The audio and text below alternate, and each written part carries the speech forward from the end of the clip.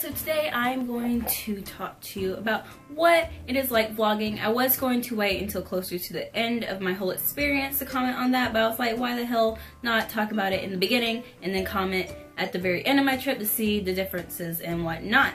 In case you guys didn't know, I'm doing this whole KalynKae, Kalyn goes to Korea thing for my class, and I am a film major. Yeah, I am a film major. I highly doubt you can tell by the way I vlog sometimes. I'm definitely learning how to edit videos and try to be creative and be like, oh, this needs something, da da da. But anyway, yeah. So occasionally I will be uploading videos that are academic type stuff. So yeah, this is one of them. If anything, I had done the whole K-pop in Kentucky, which is just a reaction channel. Doesn't really take a lot of effort. Just, you react. You be a fan. That's what it's about. So yeah, I think the difference with this is like, I have to place my opinion more so. I have to find like topics to talk about and like do stuff, and remember that like I have viewers and it's not so much as in a reaction channel. It's less about you and more about like the video that you're watching. And for like vlogging, it's all about you. It's about you, and you have to talk to a camera even though there's nobody there. Like I am by myself right now, but to you, you feel like I am talking to you, and I try to make it feel that way because that's what I like about vloggers.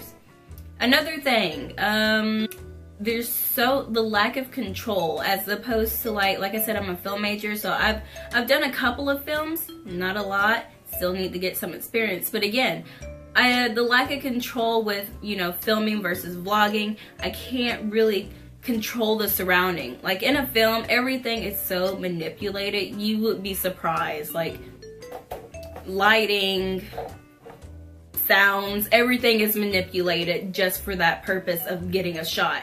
While in vlogging, it is what it is. If it happens, it happens. There's very few occasions where you can change what happens. Even though I'm like, most of the time in my videos, I'm sitting here telling you guys a story. Again, I don't have a script. I purposely don't make a script or anything like that because I want, when I talk to you guys, to sound natural. I don't want it to sound like I'm giving you a speech. I'm like, today, I am going to talk to you about... I don't want it to be like that. I want it to be like a conversation, like, hey guys, how you doing? Type stuff. Another thing that I've realized that I hate about cameras, autofocus. Like, it's cool and all for when you're taking a picture, but when you're doing a video and you're trying to do it continuously, autofocus is a pain in my ass sometimes, because it'll autofocus just by its damn self, and I'll be like,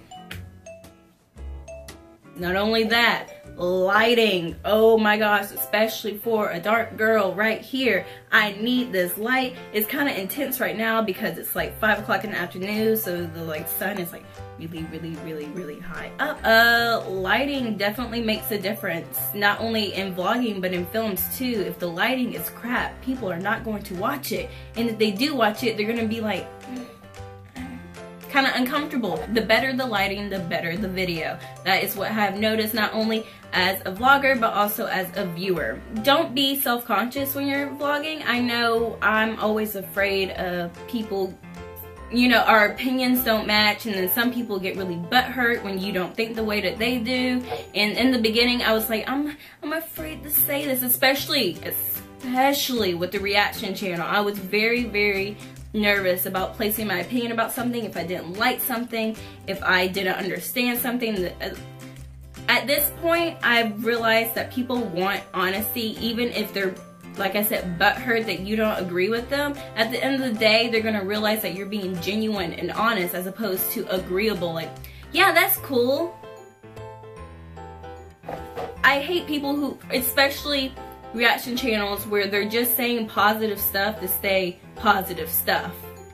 Not so much, like, I don't like people who disrespect music, but I also don't like people who pretend to like it. I feel like that's a bigger insult than the alternative. So yeah, that's another thing, trying to be honest while also not trying to be rude, because I think there's a fine line between being rude and being honest, and I kind of want to stay in like the whole like this is just how I feel. This is my opinion. You may not agree, but at the end of the day, I'm not disrespecting you, so don't disrespect me.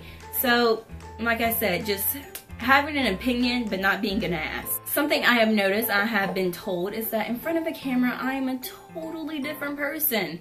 I think that's because I feel like my voice changes when I get in front of a camera. Again, I try to be myself, but at the same time, it's like, it's formal, yet informal. I don't know, vlogging, it's just like boundaries. There's questions and like how you do stuff, how you talk about stuff, and how you present it. It's just so beyond anything that I've ever done. This is my first vlogging experience. I'm still learning. I feel like as I go along, my vlogs are getting better. No need to confirm or deny that. I'm gonna go ahead and say they are getting better. For people who are wanting to vlog, I do have some suggestions. Even though, again, I'm still a learner, but I have like collected some information so far on my whole vlogging journey. Make sure to get a good camera. Like, I tried to save money because I was coming to another country and FAFSA. I was waiting for them. So yeah, I tried to get as best of a camera as I could. I got a Samsung NX3 3300. Yeah, that's what I have. And it's okay. I see why people get the PowerShot G7X or whatever, because it is really nice, but also my pocket was hurting and it was like, not today, girlfriend. And I was like, okay. Sound too. Have good sound, good underlay music to play in the back just to fill in space, because some vlogs I have watched where it's just them talking and it's just like kind of awkward. I like the background noise, not too loud, but just like a filler space. That's what I like. In editing, I use iMovie for editing because it's free and I'm a student on a budget. Yes. So yeah, I use iMovie. I think for vlogging it's pretty decent. A lot of what I have to do is just making cuts. It does all the necessary stuff that you need to do to at least make your vlog a little bit appealing. I know people who have used more high-tech editing software stuff, which you have to pay for. Not doing, unless maybe sometime down the road when I don't know, I inherit some money and it doesn't hurt to spend, then I'll go ahead and invest in that type of stuff. But for right now, I am satisfied with my whole setup and everything that I have going on. As a film major, I'm not like, I don't want to be an actor. I want to be a producer, so I want to be behind the camera and sometimes not even on set. And with vlogging, I'm constantly in front of the camera. And when I edit, I have to look at myself and be like, gosh, why did you do that today? Why do you sound like that? So yeah, I am my own worst critic when it comes to this stuff. Again, just the whole looking at the lens, looking at the camera, it's kind of awkward sometimes, but at the same time, I like me coming from the viewer point to coming to in front of the camera. I always felt like the people were talking to me and they knew I was there, and like, I see you watching me. Like, I like that. I feel like you are not alone. I am here with you. So yeah, again, occasionally I will be uploading some academic type wise videos. Hopefully I will be able to do another like vlogging type video about what it's like at the end of my trip, just to get an overall experience, to see if my ideas and feelings have changed, if I run into any other obstacles along the way. Don't forget to like, comment, subscribe. Follow me on my Instagram and my Snapchat. And yeah, if you guys have any questions or any suggestions, any real productive type suggestions on how I can make my vlogs better, I would definitely appreciate those. Again, I am a learner, so I want to learn. And yeah, I will see you all next time, right?